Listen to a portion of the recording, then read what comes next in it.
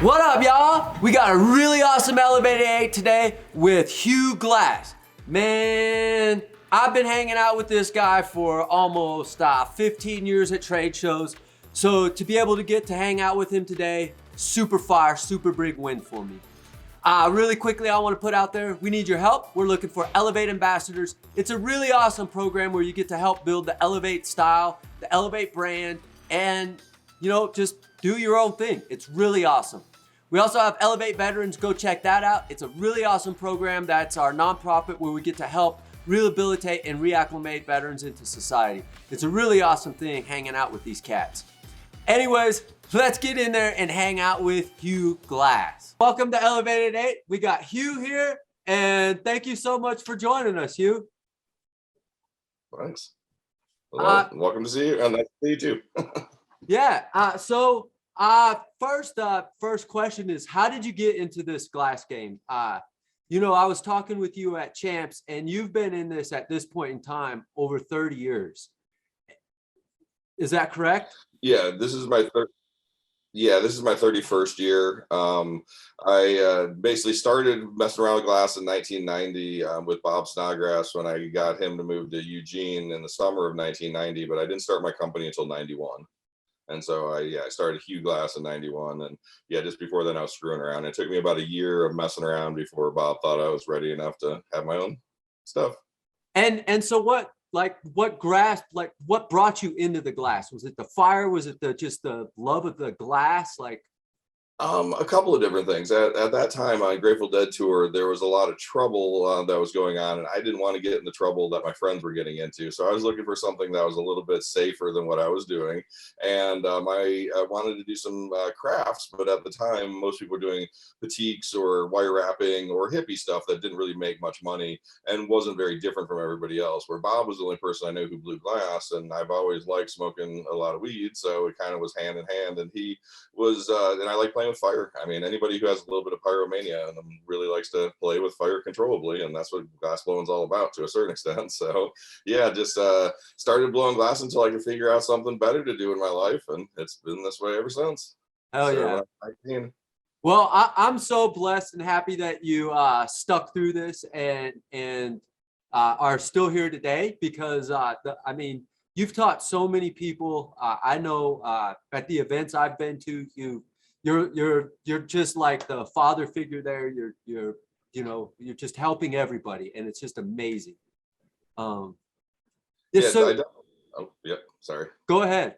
I definitely enjoy the sense of community. That's one thing I didn't really have growing up. And I grew up in Chicago and didn't really know my neighbors and was kind of an outcast. So by doing this, I've kind of helped create a family that I really enjoy. And it's one of the reasons why I've stuck with it for so long, is I really enjoy the people who are around me. Hell yeah, that's really cool. And then, so Hugh Glass, I guess there was a certain time during the pipe dreams when people didn't use their name. And you're using your name, you did, and you continued it through. And I feel that's pretty rare. When I got started, there was really nobody else doing it that much. And luckily, my parents named me with something a little unusual, which is actually, I'm named after my great grandfather. So I haven't really met too many Hughes out there. And so it was just an easy way to distinguish myself from Bob. And also Glass was my big alias back then, which isn't as big of an alias now. So I have, my proper name on my birth certificate, then I have Hugh Glass. And so that was my Glass name. But yes, it's still the first name is what I've always been. Oh yeah. I love it, because some people become these just things out there, but it's you. Oh, yeah. It's exactly who you are. I love it, man. Definitely. When you first started, I guess you said you met Bob and he helped teach you. So I guess he would have been your mentor at the time. And have you had other mentors? Since then, yes, but not when I got started with glass. I didn't know anybody else. Except for a few people that were Bob's friends. Those are the only other people I knew who blew glass. But Bob was the first person I ever saw actually blow borosilicate glass on a torch. And so it was, he was 100% my inspiration. So he was 100% my first mentor. Yeah. And when you first got started, I'm assuming there was no colors. It was just clear with silver and gold, or? Not necessarily. That was, yes, there was, but there was actually a color company before North Star called Corex, which did actually produce some color. But it was not all of it was compatible with borosilicate, but it was known that for us as being the first borosilicate color. But my first experience with buying North Star glass was in 1991, and I went up to Portland where they are, or Troutdale. It was Portland, or right near Portland, and at that time they had I think 0 through 29, so they had through the exotics. So they did actually have a palette, but it wasn't really well known at the time, and you had to kind of know what you're doing. And out of those 29 colors, only about 10 of them really worked, if that. So yeah, some of the colors were, yeah, just absolutely horrible. But I still have a stick that's dated 1991 in my collection. So. Wow. Probably never will use that thing, huh? And just keep it as a. Well, yeah, when North Star first sold glass, they sold 3 pounds for $50, one of each stick that they made, a full stick, or you could buy a single color for $50 a pound. So us being young and kind of not having a lot of money, we figured 3 pounds for $50 versus 1 pound for $50. So I still have some of those colors because they were absolutely useless. And I'd give them to someone today to see if they could use them, but literally they just foam or do weird stuff. And so, yeah, I still have some of those original purchases. Man, that's so neat to just hear like the transition of glass, because it's just chemicals that they've been doing it. They've been adding these chemicals forever, yet it's taken 30 years to figure it out, to create these buttery colors with all these different hues of colors and whatnot. So it's just so neat, man.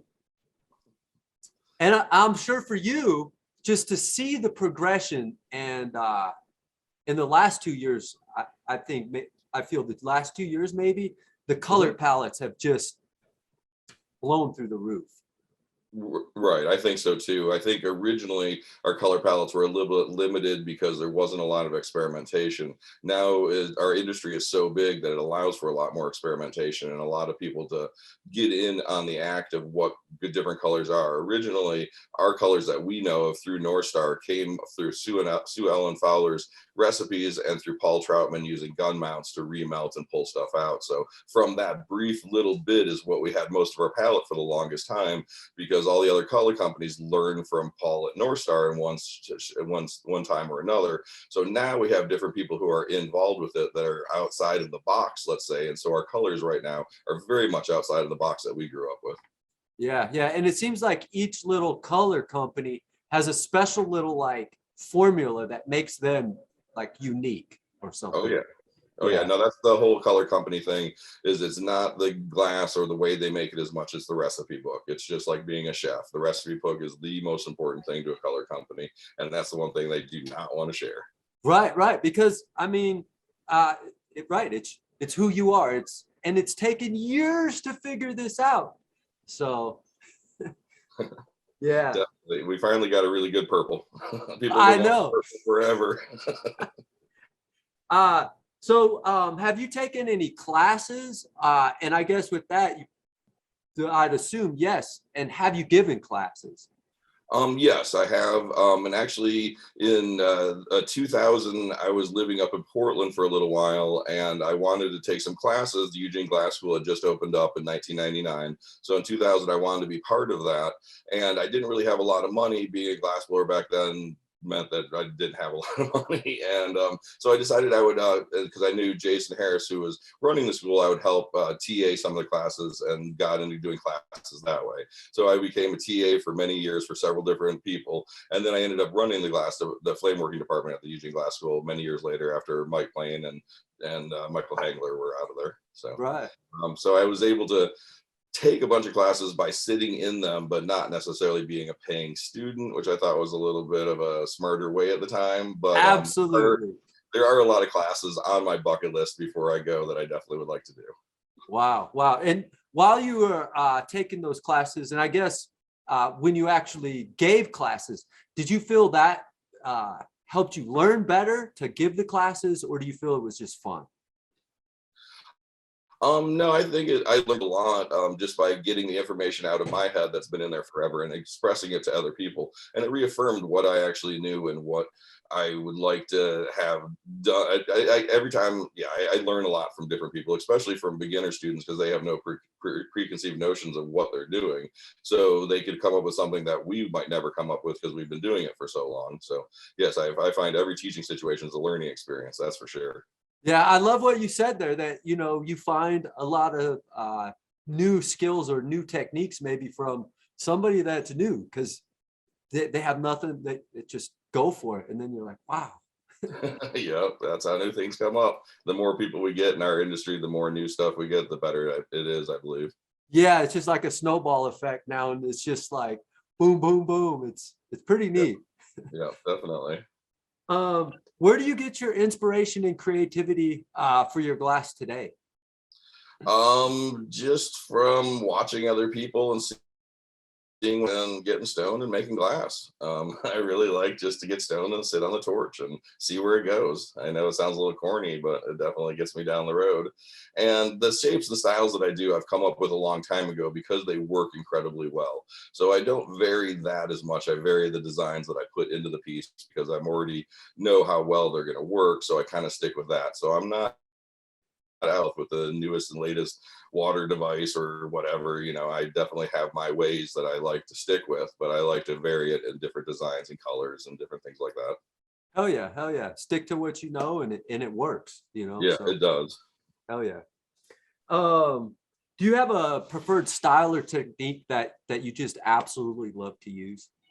I still like the gold and silver fuming technique that Bob came up with originally. Yeah, when he originally came up with it, he called it whole metal deposition fuming. Oh wow. Huge mouthful. So we just refer it to as fuming, and just basically using gold and silver. And so that's still my favorite. It's still I like to see my pieces after they're smoked out because I know they'll look different than my preconceived notions. Even after 31 years, I still get surprised. And I like shiny objects, and it's a way of making homemade dichro without having to pay the big companies, and it works better than the dichro out there anyway. So, if you think about it as homemade dichro, it gives you a little bit more sparkle. Yeah, I'm right there with you. That's what got me into this thing, was seeing the color change, and even to this day, I use a color change pipe because I like to watch it change. Definitely, it's nice to have things change, especially something you're seeing every day, or hopefully every day. Yeah, yeah. Have you with the metals and everything, have you experimented with other metals besides gold and silver, and do they work or not work? Yes, there's a lot of different metals that can work, but none of them really work as well as gold and silver. Copper is one that I messed a little bit with, but it doesn't fume very well, and it's supposedly not the bale. So it's one that if you want to play around with, use good ventilation, but it's not one you'll get fantastic results from. And other metals, we've messed around a little bit, but the only other metal that came out somewhat interesting, but it wasn't from a fuming aspect of using the foil, was palladium. Okay. And that's another one that I haven't messed around very much with, but I think there might be some potential there. I know at one point somebody was making something called discotheque, I think, and now they were using platinum foil for that in between two layers of glass. Oh wow. Man, that's neat. Um, Or palladium, sorry, not platinum, but palladium foil. Yeah. right. Have you had any periods in your career where you made a big shift into, like, maybe you were just cranking out pipes for the dead, and then all of a sudden you're at Champs? Did you have a big defining point? Not really. I've just kind of kept on the same path the whole time. I have over the years done lesser end production and a little bit higher end. And at one time I had decided to balance that out a little bit. And the pipes that I make now at one time were considered extreme heady pieces. Now they might seem a little bit simplistic compared to some people's heady pieces out there, but times change. And when I teach people how to blow glass, I try to express to them that they should be able to make a $5,000 piece. They shouldn't just stick to one or the other. They should have a well-rounded vocabulary. And there's nothing wrong with doing production if that's what your style is. And that gets people, at least in Eugene, the heady makers for a long time were the people who were rich, then broke, rich, then broke. People who did houses and kids in school and stuff like that. So there is a bit of a difference there. And I think everybody should learn both of those skills. And I agree. And I think the production is what really probably enhances the heady stuff. Because if you can't figure out the production, good luck on the heady. Right. What's your favorite color to work with? I guess Uh, besides gold and silver. um, Again, going back to the gold and silver, extra light yellow has always been a favorite. Putting that over a ruby red gives you a brilliant purple. Also, it's just an accent color. So I've used a lot of extra light yellow over the years, but I've been really excited about the new purples. I've always loved purple's always been my favorite color. So Yeah. whether it's the molten ore or the North Star purple, I've been having a lot of fun with those lately. Oh yeah. And what color, besides the first, I guess 15 that North Star had, what color are you going to stay away from still today? I don't know. They keep making better and better ones. It used to be white or it used to be black, but now there's good blacks and now there's good white. So I'm not really afraid of anything. The one that I used to be afraid of was jade, the green color, chromium color, but I learned how to work it. So I'm not afraid of it anymore. But for years I was afraid of it until I started coil potting it out in itself, and it works phenomenal. So I think every color has a way of it working. It just might be harder to get that effect out of it. Right, and that could potentially be like, because boro is a coefficient of 33, but every mineral slightly changes that. It's going to make it either melt less or more. And Right. so yeah, they're not compatible even though they are. Yeah, it really comes down to not really compatibility, but viscosity, a lot of it. Some melt and move a little bit quicker than other ones do. And so when one is stiff and one is not so stiff and you put them next to each other, that's where you get a lot of what some people call it vitrification, but it's really phase separation. It's one glass cooling down before the other and pulling away from the other one. Or in the case of a chromium color like the jade, if you encase it all those to pull away from the clear, and that's that cracking that you see inside of it. Ah, But if you leave it on the outside and allow the pressure to expand, expand and contract on the outside of a piece where it's only being touched on one side of it, it's fine. So there are certain rules of certain colors to move with each other. And there are some chemical reactions that happen with our glass also. If you try to lay a line of caramel over any of our cadmium colors, which would be our oranges, reds, or yellow, they will all have a black line in between. And that is between the two of them. So you actually get two colors for the price of one. right, right. That's crazy, man. Yeah. Just Stuff uh, I've learned over the years. yeah, well, no doubt. And that's what's so great sitting here with you is like, I feel like you got more knowledge than almost anybody out there. You've been around you've moved around, you got Bob to move, you've gone to the school, like you've done just so much, man. It's just an honor to have you here. Oh, thank you. What's the most difficult piece you think you've ever attempted in your career? I don't know about difficult. Usually the newest thing I'm working on is the most difficult. And then when I get used to it, it doesn't become difficult anymore. So I think all that we do with glass is small building blocks to make something more difficult. I don't know if there is a move that I would say is the most difficult, because I have different things over the years that people said was very difficult I would try to do, and it would maybe not get it the first time, but after practicing a bunch, you understand how it's done. I'm not sure what the most difficult one is. And over the years, I've heard a lot of different stories about what's difficult, and it just matters how they put it together. The Right. one that a lot of people talk about is the Jesus seal, which I think is kind of funny because I originally learned that one as I'm stuck, Jesus. And I don't think it's a real seal, but a lot of people brag about having 25 of them on a piece or something like that. So, Right. But again, once you figure it out, it's not that hard. It's knowing all the little tiny steps. yeah, exactly. Right, right. Break Um, everything down into usable steps. Yeah, right. It's like tying your shoes. I mean, it's pretty complicated to do all that stuff, but once you figure it out, you can do it blindfolded. exactly. Yeah. Um, what do you consider to be the most challenging piece you ever done? Would that also be the next piece that you're working on, probably? Maybe. Actually, sometimes I've tried to push the limits of my size and boundaries over the years. You always want to, getting older, I want to see how big I could go and how my handle. And so some of those have been physically very difficult for me, but maybe not mentally difficult. But yeah, so your physical capabilities seem to wane over the years a little bit. And lately I've been actually kind of wanting to lathe because of that. So, sometimes you got to change things up a little bit when you get a little older. Yeah, and there's nothing wrong with that. It's evolution and it's just life. um, do you get to collaborate often? Yeah, I get to collaborate quite a bit. Most everywhere I go, I try to do a little bit of collab work, and I don't necessarily have a list of people I want to collaborate with, but I would like to collaborate with everybody in the industry at one point or another. And yeah, it doesn't really matter to me how long they've blown glass or not. I like to work with other people. So to me, collaboration is the act of working with somebody else more than the finished piece. And so with that said, it's probably better for you to do a collaboration, not a male collaboration, but with the person there and developing the relationship. Right. Usually collaborations happen in somebody's shop, my shop, or somebody else's shop. But lately there has been you send some stuff through the mail and they send you stuff through the mail, which is fine. But also I like being around the other person and know who I'm collabing with a little bit more just personally.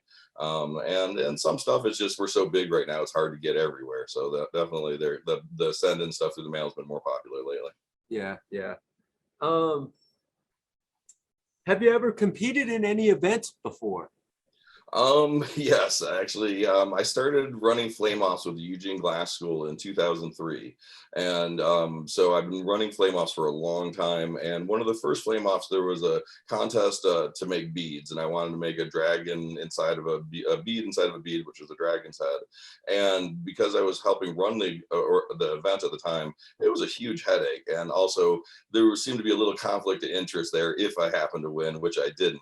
So I like running the contest more than being in the contest, but the contests are there for people to have fun. So I try to promote the fun aspect of it. So yeah, I'm not much of a competer. I'm more of a person behind the scenes.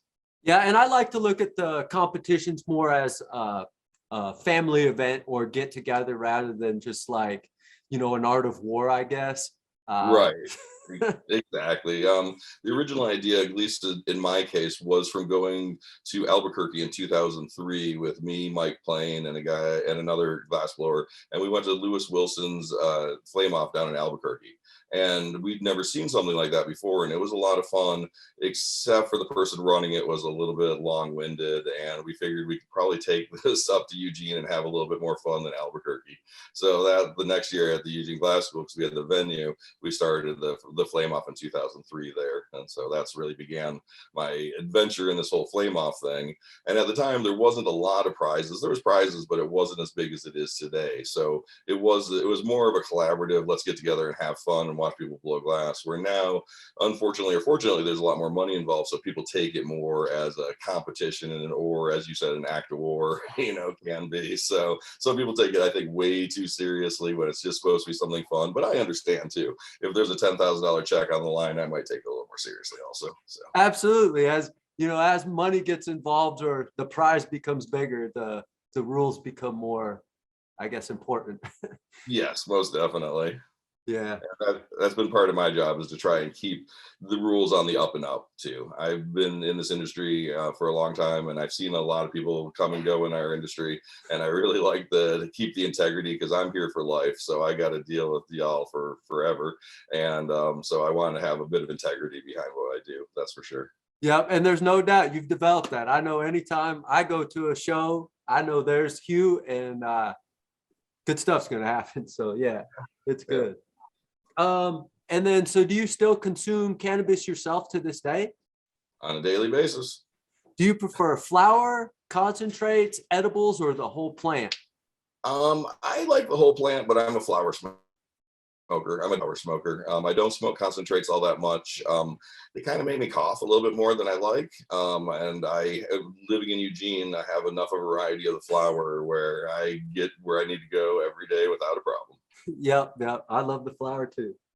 Do you have any hobbies outside of glass? I like picking mushrooms in the woods.